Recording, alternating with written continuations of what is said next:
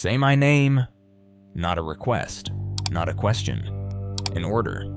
Spoken like a man who had earned the right to give one. A man who once couldn't bring himself to argue with his wife over a wrongly used credit card is now standing in front of a drug dealer, forcing him to speak aloud the name that terrifies half of Mexico. So what actually happens to a person between those two moments? What turns someone who's afraid of everything, his wife, his diagnosis, his own shadow, into something everyone else is afraid of? By the end of this video, you'll have an answer specific enough to actually use in your own life, and unsettling enough that you might genuinely wish you hadn't asked. If you've watched Breaking Bad, you already know Walter White wasn't born as Heisenberg. He was built piece by piece across 5 seasons through a sequence of small decisions that nobody, including Walter himself, seemed to notice were adding up to something monstrous. This video isn't trying to answer who is Walter White. That question has been asked 1,000 times, in 1,000 video essays, by 1,000 people who all land somewhere between sympathy and horror. The real question is more uncomfortable than that. If you strip away the meth, the money, the blood, what's actually left in the way he thinks? What's the underlying operating system that turned an overlooked high school chemistry teacher, a man the world had quietly stopped taking seriously, into the most dangerous person in any room he walked into? Because underneath every act of violence in this show, there's a system of thought running quietly in the background. And Walter White's system, unsettlingly, is not chaotic. It's logical. It's learnable. Which is exactly what makes it dangerous. Not just for the people around him, but for you, watching it. Recognizing pieces of it in yourself, and wondering how far those pieces could take you if you ever let them run unchecked, in a situation with far lower stakes than a meth empire. Here's the part nobody wants to say out loud. You've probably already used a smaller, more socially acceptable version of every single law on this list. Not to build a drug empire, just to survive a bad conversation, protect a secret, or make yourself look a little more necessary at work than you actually are. Walter White didn't invent these laws. He just stopped pretending he'd never use them. And that's really the uncomfortable magic trick Vince Gilligan and the writers pull off across 5 seasons. They never let Walter do anything a normal, frightened person wouldn't recognize the impulse behind. Every escalation starts small enough to excuse. Every law starts as something defensible before it curdles into something monstrous. You're not watching a man who was always a monster finally show his true face. You're watching the specific, traceable mechanics by which an ordinary, frightened person teaches himself to stop being ordinary and frightened, one justified compromise at a time. What makes this particular character study worth 40 minutes of your time isn't the crime. Plenty of shows have crime. It's that every single law you're about to see mapped out is one you could theoretically use tomorrow, in a completely legal, completely ordinary situation, and nobody would call the police. That's not a coincidence. That's the entire point. There are 5 laws Walter White follows, not always consciously at first, but consistently enough that you can trace his entire transformation through them, season by season, lie by lie. Call it the 5 laws of Heisenberg's mind. Law 1, whoever holds the information holds the power. Law 2, the best lies are built on a foundation of truth. Law 3, never leave a question hanging, always close the loop. Law 4, make yourself impossible to remove. Law 5, when you have nothing left to lose, other people's fear becomes the only currency you need. Each law builds on the one before it. You can't skip to fear and intimidation without first mastering silence. You can't manufacture a hold over anyone without first learning how to lie convincingly. This isn't a random collection of villain traits.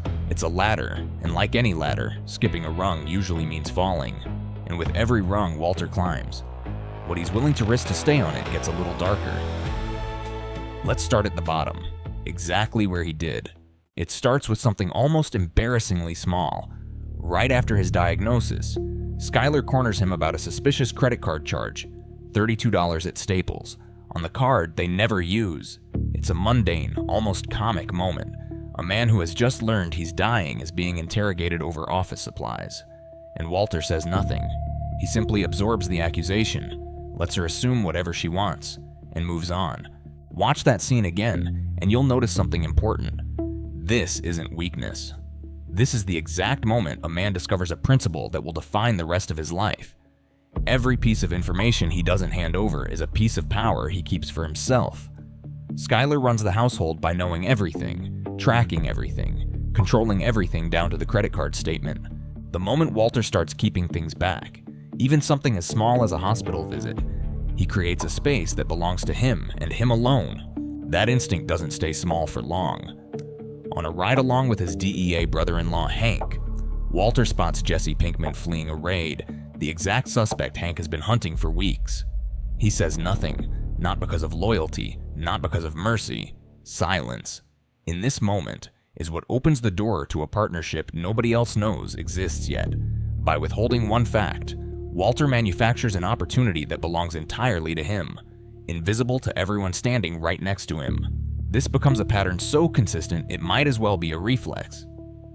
When Skyler discovers a second cell phone, the one Walter uses exclusively for his double life, his first move isn't panic, it's flat denial, holding back the truth for as long as the silence can possibly hold.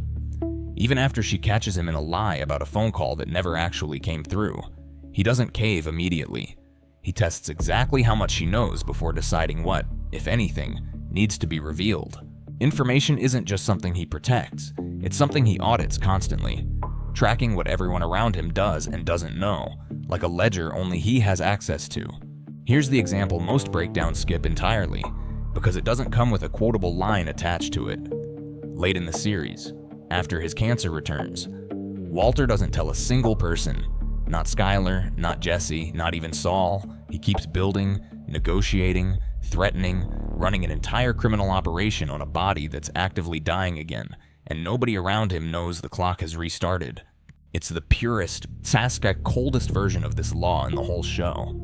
Even his own mortality becomes information he decides other people don't get to have, because knowing it would hand them power over how he spends whatever time he has left. Here's the pattern underneath the pattern.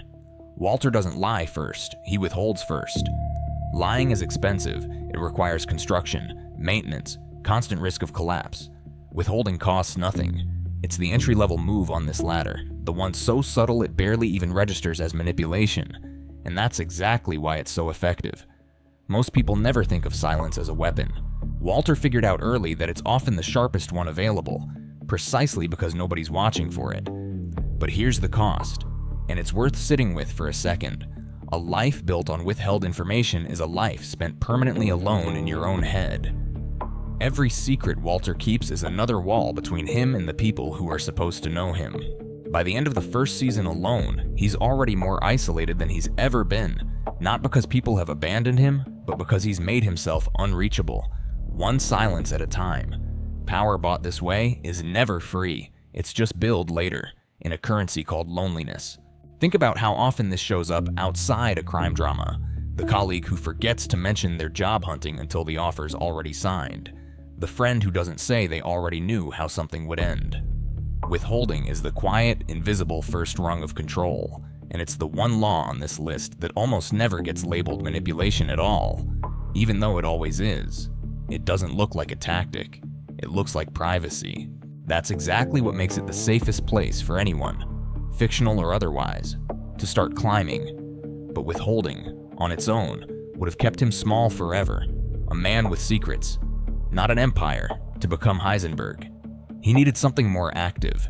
He needed to learn how to lie so well that even a direct question couldn't touch him, and the way he learns to do it is almost elegant. Ask yourself something honestly for a second. When was the last time you told a lie that was 90% true? Not a full fabrication, just a real detail, bent slightly, dressed up to survive a question you didn't want to answer fully.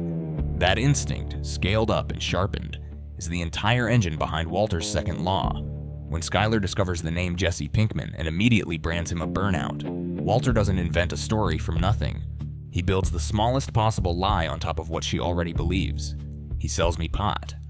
One small, plausible confession, just large enough to satisfy her need to catch him at something, and just small enough to bury the real crime completely. Here's a scene most analysis videos gloss over entirely, treating it as pure fan service instead of the manipulation it actually is. Walter buying back the car wash where he used to work minimum wage shifts, publicly humiliating his old boss Bogdan in the process. On the surface, it reads as a satisfying revenge beat. Underneath it, it's a masterclass in this exact law. The purchase is completely real. He genuinely owns a legitimate business now. Once that real, verifiable truth becomes the perfect shell for the actual purpose of the purchase. laundering drug money in plain sight, with a paper trail that holds up precisely because the business itself isn't fake. He runs a smaller version of the same trick when he needs an excuse to vanish for 2 days to cook a batch with Jesse. He doesn't invent a wild story. He tells Skylar he's going to visit his mother, to break the cancer news to her in person, and act so plausible, so emotionally loaded, that questioning it would make Skylar seem cruel for even doubting it. He's not lying about the fact that a dying son should want to see his mother. He's lying about which truth is actually driving the trip. There's a smaller, colder version of the same principle buried in how Walter handles his return from that disappearance, rather than invent an entirely new story to explain days of missing time. He leans into a real medical condition, dissociative episodes brought on by the stress of his diagnosis, and lets doctors, insurance investigators, and his own family fill in the rest of the narrative for him. He doesn't even have to say much. He just has to avoid contradicting a story that mostly writes itself once people want an explanation badly enough. It's the laziest, most efficient version of this law in the whole show. Sometimes the best lie isn't one you construct at all, it's one you simply decline to correct. When Hank and Marie start asking questions about the family's sudden wealth, Walter and Skylar settle on a story about counting cards at the casino, not a flattering lie, an embarrassing one. Nobody invents a humiliating story about themselves unless it's true. Or so the logic goes. Shame becomes the camouflage, and the story turns out to be sturdy enough to explain away bruises, disappearances, and mood swings for the rest of the series. There's a version of this law almost everyone has used, softening a real excuse just enough to make it land, dressing up a convenient truth to cover an inconvenient one. Walter simply industrialized it, refining it through repetition until it stopped feeling like lying at all and started feeling, to him, like ordinary strategy. And here's the cost of this law, quieter than the first one but just as corrosive. Once you've trained the people closest to you to believe your carefully engineered half-truths, you've also trained them to stop trusting their own instincts. Skylar spends years doubting herself, wondering if her suspicions are paranoia rather than perception. Walter isn't just lying to her. He's slowly convincing her that her own judgment can't be relied on. But even the best-built lie eventually meets someone sharp enough to keep asking follow-up questions. And that's exactly the problem Walter solves with the next law, because he's figured out something most liars never do. It's not enough to be believed once. You have to make sure the question never gets to live long enough to be asked twice. Hank is sitting alone with a lab notebook that once belonged to a murdered chemist, staring at a dedication scrawled to someone called WW.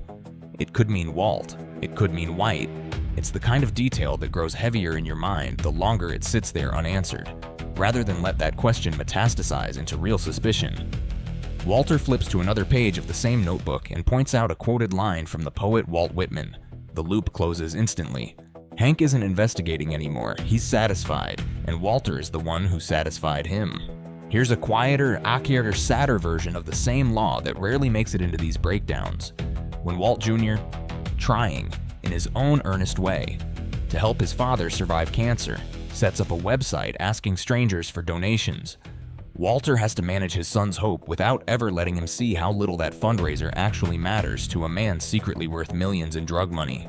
He lets his son believe in the gesture completely, thanking him, encouraging him, closing the emotional loop his son needs closed, while privately holding a truth that would break the boy's image of his father instantly if it ever surfaced.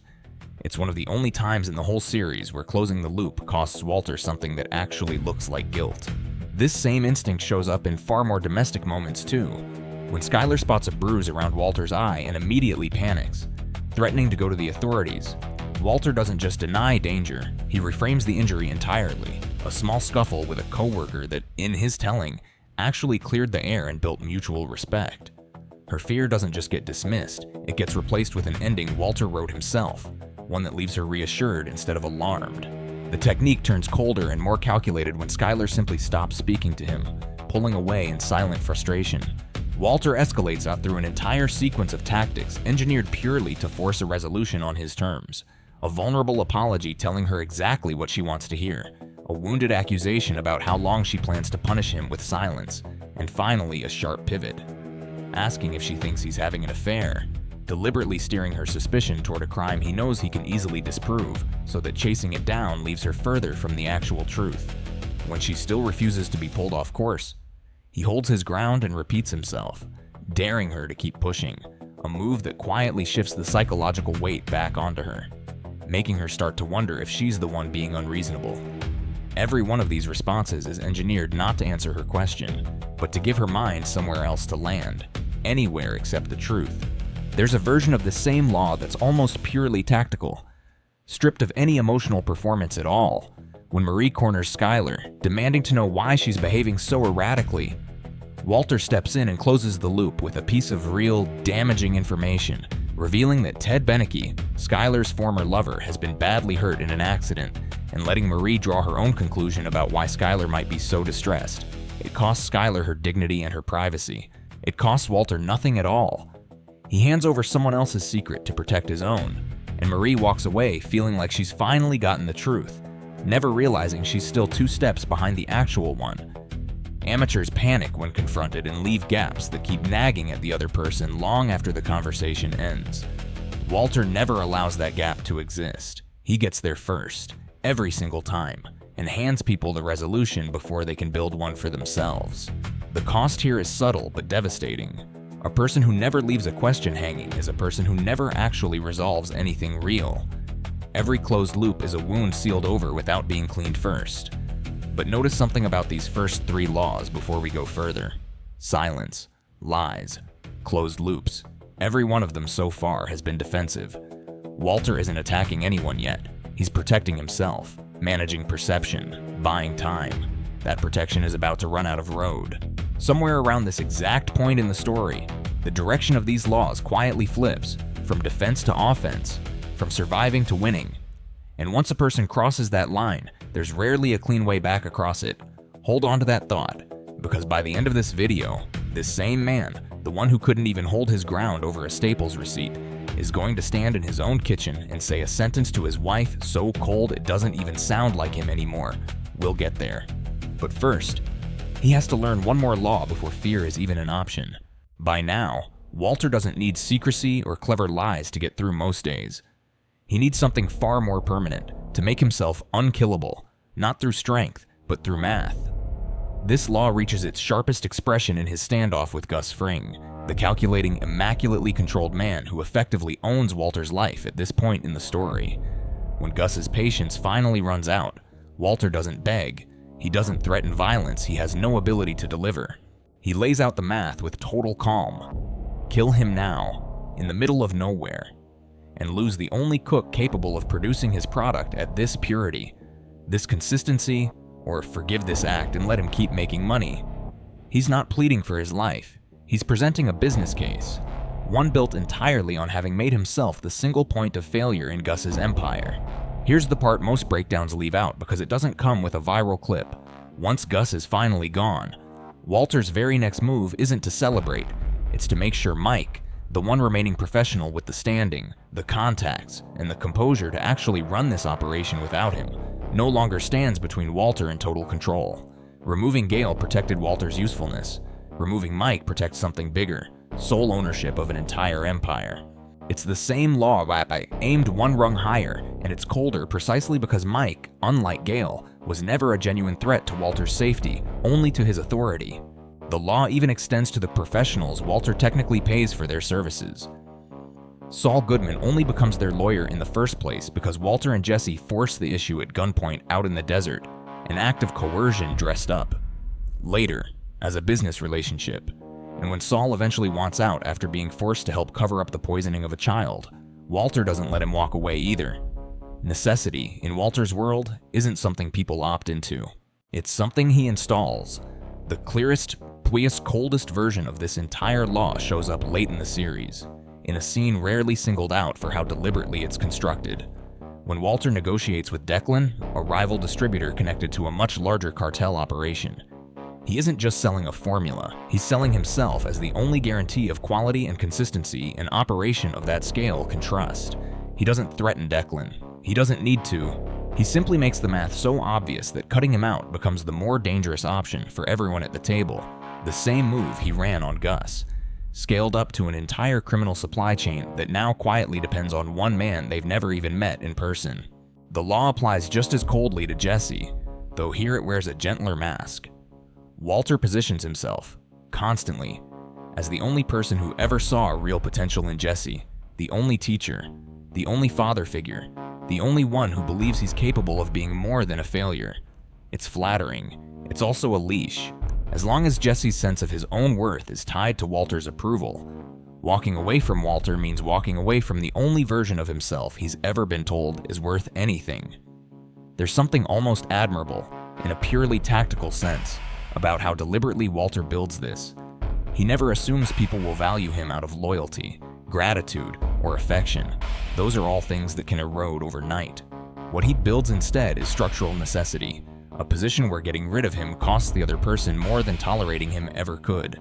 It's the strategy of a man who learned, the hard way, that being liked was always optional. Being needed, he decided, was not. But the cost of this law is perhaps the cruelest one on the list. A person who spends their life engineering their own necessity eventually forgets how to simply be wanted. Every relationship becomes a calculation of advantage rather than affection. By the time Walter actually needs someone to stay near him out of genuine love rather than strategic necessity, there's almost no one left who remembers how to offer it. There's only one problem with making yourself impossible to remove. Eventually, someone tries anyway, and when reasoning and structural necessity stop being enough to stop them, what's left is something far more primitive. Here it is, the sentence we promised you a few minutes ago. I will kill your wife. I will kill your son. I will kill your infant daughter. Say that sentence out loud and it doesn't sound like a chemistry teacher anymore. It sounds like something else entirely. And the terrifying part isn't that Walter says it to a stranger. He says it to Skylar, the mother of his children, in his own kitchen, as a way of shutting down the last person on Earth who might still try to stop him. That threat didn't come out of nowhere. Early on, he explains, almost affectionately, why the pufferfish inflates itself to 4 or 5 times its normal size when threatened. Pure bluff, nothing but air. That was early Walter's entire strategy. Convince everyone he's more dangerous than he really is. Long before the track record exists to back it up. When Tuco threatens his life over a bag of product, Walter has no real power in the room, so he threatens to blow up the entire building, a bet that Tuco has no easy way of calling. But somewhere across the seasons, the bluff stops being a bluff. When Hank finally uncovers the truth and confronts him directly, Walter doesn't reach for another clever story. He simply warns him, coldly, that it might be wise to tread lightly. When that fails to work, he goes further, staging a fabricated confession video that frames Hank himself as the criminal mastermind behind the entire operation, a message with no ambiguity left in it at all. Comply, or your entire life gets burned to the ground in front of everyone who knows you. He even turns his own family's trust into a weapon during this final stretch, deliberately crashing the car while driving Hank to stall for time, knowing full well that Hank's instinct will be to write off the accident as an honest mistake rather than suspect the truth. Trust, once established, becomes just another lever to pull. Even Hank's own pride becomes a tool to exploit. When Walter needs to plant a listening device in Hank's office without being caught, he doesn't rely on stealth. He breaks down in tears in front of him, correctly calculating that a man as uncomfortable with vulnerability as Hank will do almost anything to escape the room, rather than sit through someone else's emotional collapse. The tears may or may not have been real. What matters is that Walter understood, with cold precision, exactly which emotional trigger would clear the room fastest. And by the finale, when Walter needs his old friends Gretchen and Elliot to quietly funnel his drug money to his children, he barely needs to speak at all. 2 red laser dots resting on their chests are enough, not because he's actually holding a weapon, but because a wealthy, comfortable couple who has never once had to fear for their lives instantly believes he might be. He's not the pufferfish anymore, puffing himself up with nothing but air behind the display. He's the thing the pufferfish was always pretending to be. Perhaps the most disturbing use of this law isn't open intimidation at all, it's the poisoning of a child. Brock being engineered specifically to manipulate Jesse's emotions and turn his suspicion toward Gus instead of Walter. It's fear used surgically, aimed not at forcing obedience through threat, but at redirecting someone else's deepest protective instincts exactly where Walter needs them pointed. That's the final, most disturbing evolution of this law. Fear doesn't just have to intimidate. In the right hands, it can be engineered to manipulate love itself, turning the very instinct that makes someone good into the exact lever that controls them. The cost of this final law is the steepest of all 5, because it's the only one that's irreversible. Once you've become genuinely, credibly frightening, not performing danger, but actually being it, there's no way back to being simply respected or simply loved. Fear replaces every other kind of relationship a person could have with you. By the time Walter finally gets everything he set out to build, there's almost no one left standing close enough to actually enjoy it with him. And here's the twist most people miss entirely, because it's easy to assume a man this calculating has full control over himself too. Walter masters every law of external control: information, deception, resolution, necessity, fear, and never once turns that same clarity inward. He can read exactly what Skylar needs to hear to stop asking questions, exactly what Jesse needs to hear to stay loyal, exactly what Gus needs to hear to stay alive, but he can never accurately read himself. He insists, again and again, that everything he's done was for his family, even as the family shrinks further away from him with every new lie. He insists he's in control, even as the show quietly reveals a man being controlled entirely by his own wounded ego.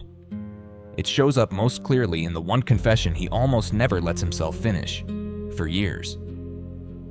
Every justification defaults to the same sentence, that this was all for his family, that a dying man simply wanted to leave something behind.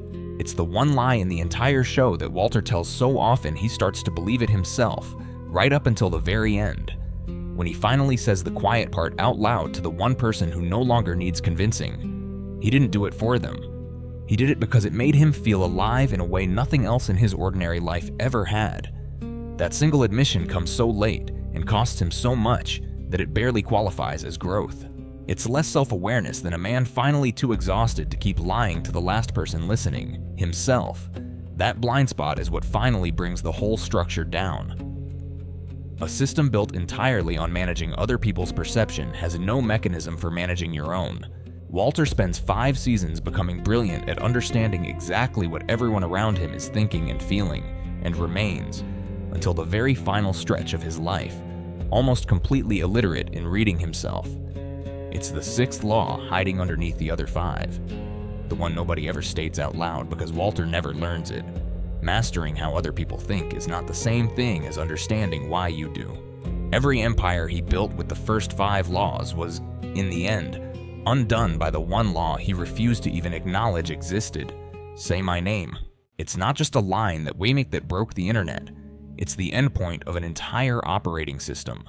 5 laws, rehearsed daily through 1,000 small lies, 1,000 closed loops, 1,000 moments where Walter chose to make himself just a little more necessary, just a little more feared, and a little more alone. By the time he finally gets to say those 2 words and mean them, the cost has already been paid in full, whether he ever admits it or not. Go back through everything you just watched and notice how the 5 laws never stop building on each other. Silence taught him how to protect a secret. Protecting a secret taught him how to lie convincingly. Lying convincingly taught him how to control what other people believe. Controlling belief taught him how to make himself indispensable. And indispensability, once it curdles, becomes the platform he used to make an entire world afraid of him. Each law is a rung. He never skipped one. What makes this arc so uncomfortable to watch isn't the meth, or the money, or even the killing. It's the recognizability of the first 2 rungs. Almost nobody watching this show has manufactured a controlled substance or ordered a hit, but almost everybody watching has withheld a piece of information to keep the upper hand in an argument, or softened an inconvenient truth with a more palatable one. Walter White's entire empire was built out of the exact same raw material most people carry around every day. He simply never stopped climbing, long after everyone else instinctively knows to get off the ladder. That's the real horror of Breaking Bad. Underneath all the desert executions and the ricin and the flames, it was never really a story about a man who suddenly discovered a capacity for evil he never had. It's the story of a man who discovered that the tools for controlling other people had been sitting in his hands his entire life, and once he let himself actually use them, there was no natural point where the show could have made him stop, because nothing in the system he had built ever included an off switch. Look back at the order of these laws one more time. He doesn't reach for fear first. Almost nobody does. He reaches for silence, because silence feels harmless, then a small lie, because the lie feels justified, then a closed loop, because closing a loop feels like kindness, sparing someone a painful, unresolved question. Then necessity, because being needed feels like security, not control. Fear is the very last law he learns, not the first, because fear is the only one of the 5 that's impossible to mistake for something reasonable. Everything before it comes dressed as self-preservation. Only the final law admits, in the end, exactly what it always was. So maybe the real question was never whether Walter White is a good man or a bad one. Maybe the real question is this: did the cancer actually turn him into Heisenberg? Or was it simply the excuse he'd been waiting his entire life to finally become the man he always suspected he could be, but never had the nerve to admit? If you stripped every ounce of fear out of your own life for a single day, who exactly would you become? And more importantly, once you found out, would you actually want to stay that way, knowing what it cost the last man who tried? If this one made you think, drop a like. Tell me your take in the comments. Specifically, which of these 5 laws you recognized fastest in yourself, and subscribe for the next character psychology deep dive.